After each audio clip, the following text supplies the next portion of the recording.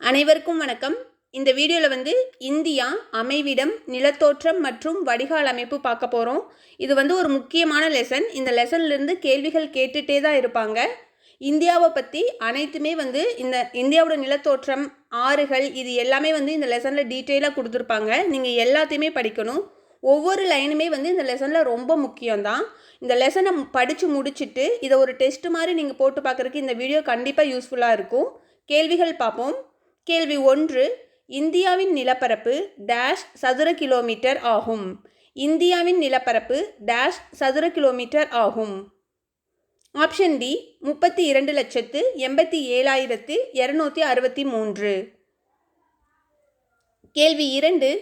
இந்தியாவின் அமைவிடம் டேஷ் மற்றும் மேற்கு ஆசியாவிற்கு மத்தியிலும் ஆசியாவின் தென் பகுதியிலும் அமைந்துள்ளது. இந்தியாவின் அமைவிடம் டேஷ் மற்றும் மேற்கு ஆசியாவிற்கு மத்தியிலும் ஆசியாவின் தென் பகுதியிலும் அமைந்துள்ளது. ஆப்ஷன் ஏ கிழக்கு. இந்தியாவோட அமைவிடம் கிழக்கு மற்றும் மேற்கு ஆசியாவிற்கு மத்தியிலும் ஆசியாவின் தென் பகுதியிலும் அமைந்துள்ளது. கேள்வி 3. இயற்கை நில அமைப்பு, காலநிலை, இயற்கை தாவரம், கனிமங்கள் மற்றும் மனித வளங்கள் போன்றவற்றில் ஒரு கண்டத்தில் காணப்படக்கூடிய வேறுபாடுகளை கொண்டிருப்பதால் இந்தியா ஒரு டேஷ் என அழைக்கப்படுகிறது. இயற்கை நில அமைப்பு, காலநிலை, இயற்கை தாவரம், கனிமங்கள் மற்றும் மனித வளங்கள் போன்றவற்றில் ஒரு கண்டத்தில் காணப்படக்கூடிய வேறுபாடுகளை கொண்டிருப்பதால் இந்தியா ஒரு டேஷ் என அழைக்கப்படுகிறது. ஆப்ஷன் பி துணைக்கண்டம். என்ன காரணத்தினால இது துணைக்கண்டம்னு அழைக்கப்படுது? இது ஒரு பெரிய பாயிண்ட் தான். இது நீங்கள் படிச்சுக்கோங்க. எல்லா லைனுமே இந்த லெசனில் ரொம்ப முக்கியம்தான். ஒவ்வொரு லைனையுமே நீங்கள் படிக்கணும். கேள்வி 4. இந்தியாவின் வட அச்சங்கள் முறையே. இந்தியாவின் வட அச்சங்கள் முறையே. ஆப்ஷன் ஏ 8 டிகிரி 4 முதல் 37 டிகிரி 6 வரை. Option A. கேள்வி 5. எவரெஸ்ட் சிகரம் டேஷ் இமயமலை தொடரின் எப்பகுதியில் அமைந்துள்ளது. எவரெஸ்ட் சிகரம் இமயமலை தொடரின் எப்பகுதியில் அமைந்துள்ளது. ஆப்ஷன் ஏ இமாத்ரி. கேள்வி 6. இமயமலை டேஷ் காற்றை தடுத்து வட இந்திய பகுதிக்கு கனமழையை தருகிறது. இமயமலை டேஷ் காற்றை தடுத்து வட இந்திய பகுதிக்கு கனமழையை தருகிறது. ஆப்ஷன் ஏ தென்மேற்கு பருவக்காற்று. கேள்வி 7. வடபெரும் சமவெளிகள் சுமார் டேஷ் சதுர கிலோமீட்டர் அளவு பரவியுள்ளது. வடபெரும் சமவெளிகள் சுமார் டேஷ் சதுர கிலோமீட்டர் அளவு பரவியுள்ளது. ஆப்ஷன் பி 7 லட்சம் சதுர கிலோமீட்டர். கேள்வி 8. நீண்ட வேர்களை உடைய மரங்கள் வளர்வதற்கு ஏற்றவை, வேளாண் சாகுபடிக்கு ஏற்றதல்ல. இது என்னன்னு கேட்டிருக்காங்க.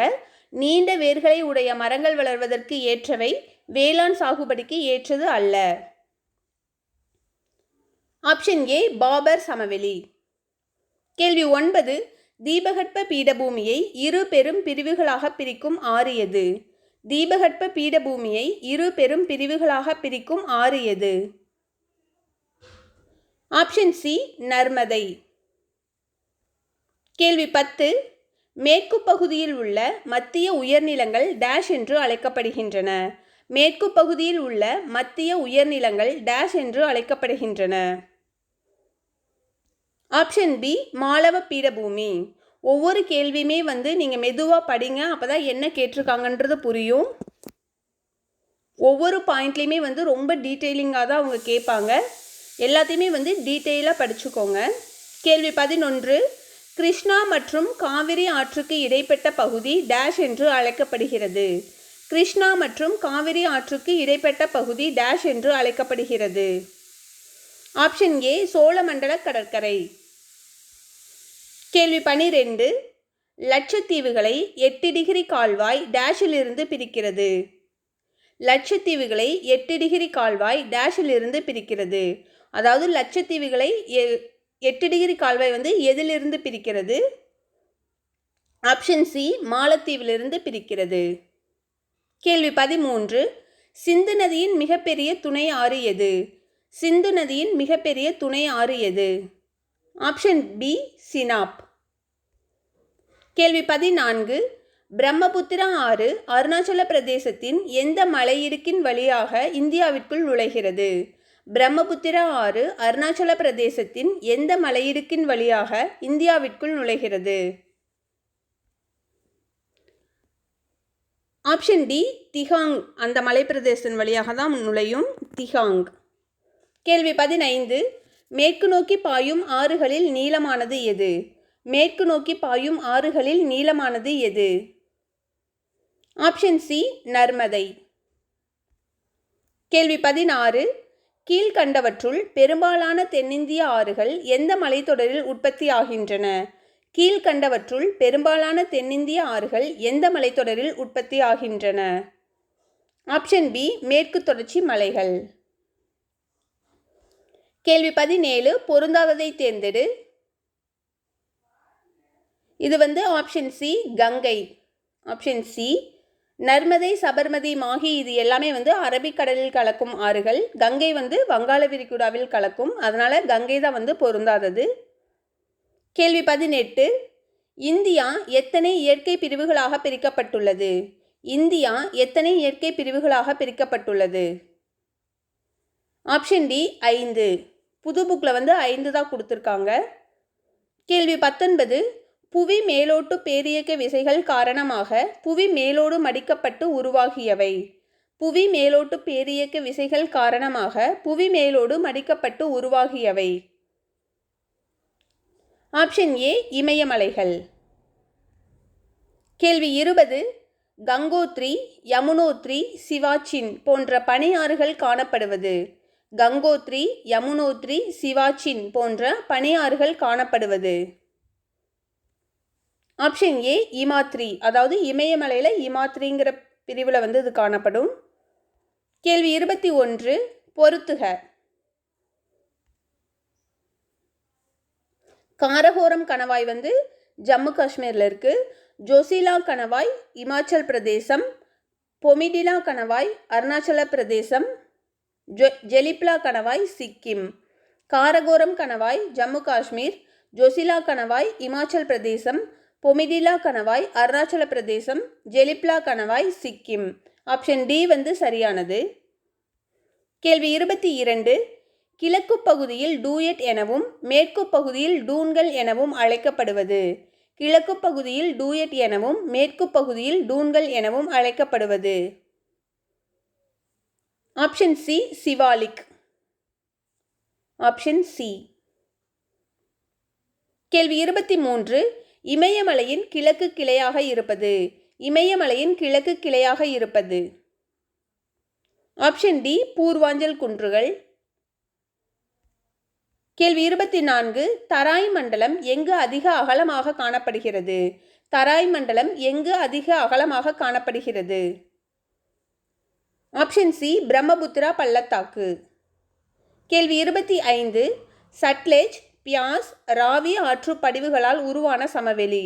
சட்லெஜ், பியாஸ், ராவி ஆற்று படிவுகளால் உருவான சமவெளி. ஆப்ஷன் சி பஞ்சாப் ஹரியானா சமவெளி. கேள்வி 26, கங்கை ஆற்றின் நீளம் சுமார். Option A 2525 kilometre. கேள்வி 27, வங்கதேசத்தில் பிரம்மபுத்திரா கங்கை ஆற்றுடன் இணையும் போது டேஷ் என்று அழைக்கப்படுகிறது.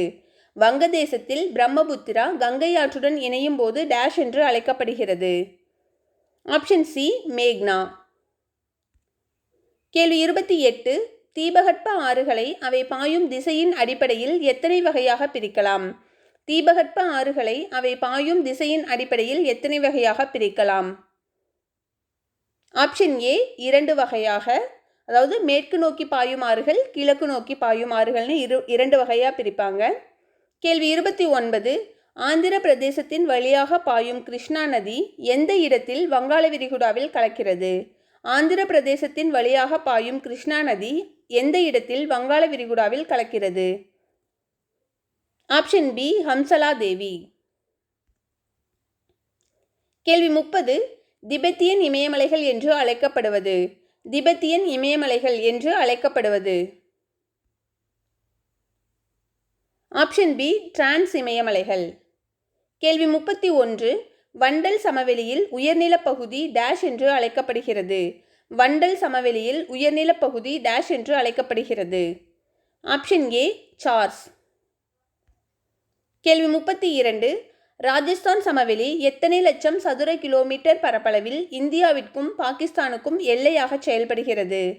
ராஜஸ்தான் சமவெளி எத்தனை லட்சம் சதுர கிலோமீட்டர் பரப்பளவில் இந்தியாவிற்கும் பாகிஸ்தானுக்கும் எல்லையாக செயல்படுகிறது? ஆப்ஷன் பி 2 லட்சம். கேள்வி 33. கங்கையின் துணை ஆறுகளில் பொருந்தாததை தேர்ந்தெடு. கங்கையின் துணை ஆறுகளில் பொருந்தாததை தேர்ந்தெடு. Option D Manas. கேள்வி 34. ஆனைமுடி சிகரத்தின் உயரம் என்ன? ஆனைமுடி சிகரத்தின் உயரம் என்ன? Option B 2695 metre. கேள்வி 35. இந்தியா எத்தனை கிலோமீட்டர் நில எல்லைகளை கொண்டுள்ளது? இந்தியா எத்தனை கிலோமீட்டர் நில எல்லைகளை கொண்டுள்ளது? Option B 15200 kilometre. கேள்வி 36. கடலடி உயிரின படிமங்களை கொண்ட டெர்சியரி கிரானைட் பாறைகளை கொண்டது. கடலடி உயிரின படிமங்களை கொண்ட டெர்சியரி கிரானைட் பாறைகளை கொண்டது. ஆப்ஷன் ஏ டிரான்ஸ் இமயமலைகள். கேள்வி 37. இமயமலை எத்தனை உயரமான சிகரங்களை தன்னகத்தை கொண்டுள்ளது? இமயமலை எத்தனை உயரமான சிகரங்களை தன்னகத்தை கொண்டுள்ளது? Option C 9. கேள்வி 38. வெளி இமயமலை எதுவரை பரவி காணப்படுகிறது? வெளி இமயமலை எதுவரை பரவி காணப்படுகிறது? ஆப்ஷன் பி ஜம்மு காஷ்மீர் முதல் அஸ்ஸாம் வரை.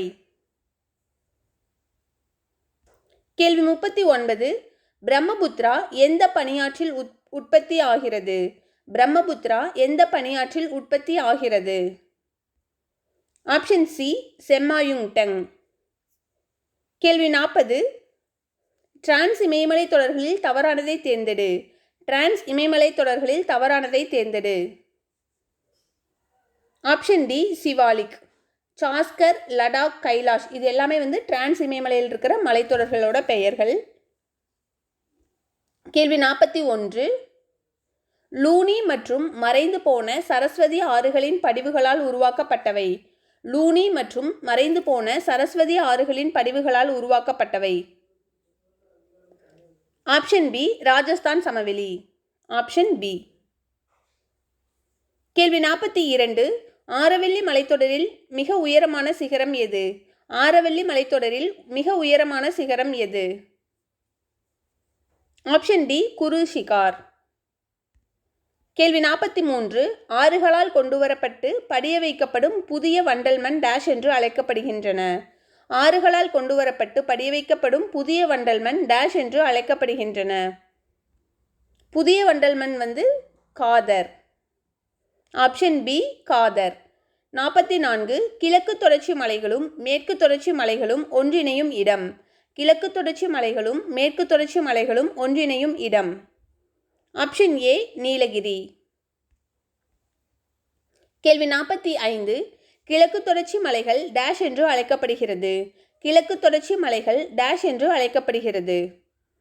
ஆப்ஷன் பி பூர்வாதிரி. கேள்வி 46. நீர் மின் உற்பத்தி செய்ய ஏற்றது. நீர் மின் உற்பத்தி செய்ய ஏற்றது. ஆப்ஷன் டி தீபகற்ப ஆறுகள், அதாவது தென்னிந்திய ஆறுகள்னு சொல்லுவாங்க, தீபகற்ப ஆறுகள். கேள்வி 47. பொறுத்துக. இந்த ஆறோடது எல்லாமே பொறுத்துகளில் கொடுத்துருக்கோம். நீங்கள் ஆறோட எல்லா டீட்டெயில்ஸுமே எல்லாமே படிச்சுக்கணும். ஒரு பாயிண்ட்ஸ் கூட மிஸ் பண்ணாமல் படிக்கணும். கம்பல்சரி இதிலிருந்து கொஷின்ஸ் கேட்டுகிட்டே தான் இருப்பாங்க. மகாநதி இது துணையாறுகள் பொறுத்துகளை கொடுத்துருக்கோம். மகாநதியோட துணையாறு சந்தூர். கிருஷ்ணாவோட துணையாறு பெடவாறு. கோதாவரி பெண்கங்கா. காவேரி ஹேமாவதி. ஆப்ஷன் ஏ சரியாக பொருந்திருக்கு. மகாநதி, சந்தூர், கிருஷ்ணா, பெடவாறு, கோதாவரி, பெண்கங்கா, காவேரி, ஹேமாவதி. கேள்வி 48. பொறுத்துக. இது ஒவ்வொரு நதியோட நீளம் எவ்வளோன்னு பொறுத்த சொல்லியிருக்காங்க. மகாநதி வந்து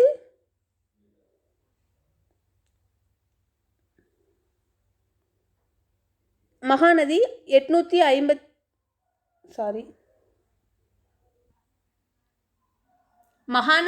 851 kilometre, Godavari 1465 kilometre, Krishna 1400 kilometre, Kaveri 800 kilometre. Option C வந்து சரியாக பொருந்திருக்கு. Mahanadi 851 kilometre, Godavari 1465 kilometre, Krishna 1400 kilometre, Kaveri 800 kilometre. கேள்வி 49 பொறுத்துக.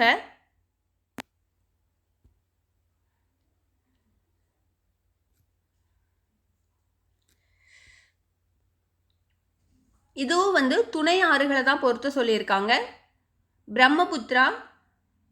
பிரம்மபுத்திரா வந்து அதனோட துணையாறு சுபன்ஸ்ரீ, கங்கை, கோமதி, சிந்து, பியாஸ், நர்மதை, ஹெரன். ஆப்ஷன் டி வந்து சரியாக பொருந்திருக்கு. பிரம்மபுத்திரா, சுபன்ஸ்ரீ, கங்கை, கோமதி, சிந்து, பியாஸ், நர்மதை, ஹெரன். கேள்வி 50 டேஷ் மற்றும் டேஷ் ஆறுகள் இணைந்து உலகிலேயே மிகப்பெரிய டெல்டாவை உருவாக்குகின்றன. டேஷ் மற்றும் டேஷ் ஆறுகள் இணைந்து உலகிலேயே மிகப்பெரிய டெல்டாவை உருவாக்குகின்றன. ஆப்ஷன் பி கங்கை மற்றும் பிரம்மபுத்திரா. அவ்வளோதான், 50 கேள்விகள் இருக்குது. அந்த லெசனில் நிறைய கேள்விகள் இருக்கும். நாங்கள் இப்போ வந்து 50 கேள்விகள் தான் டெஸ்ட்டு போட்டிருக்கோம். இன்னும் நாங்கள் இந்த லெசன்லேருந்து டெஸ்ட்டு போடுவோம். கண்டிப்பாக இது யூஸ்ஃபுல்லாக இருக்கும்னு நம்புகிறோம். நன்றி, வணக்கம்.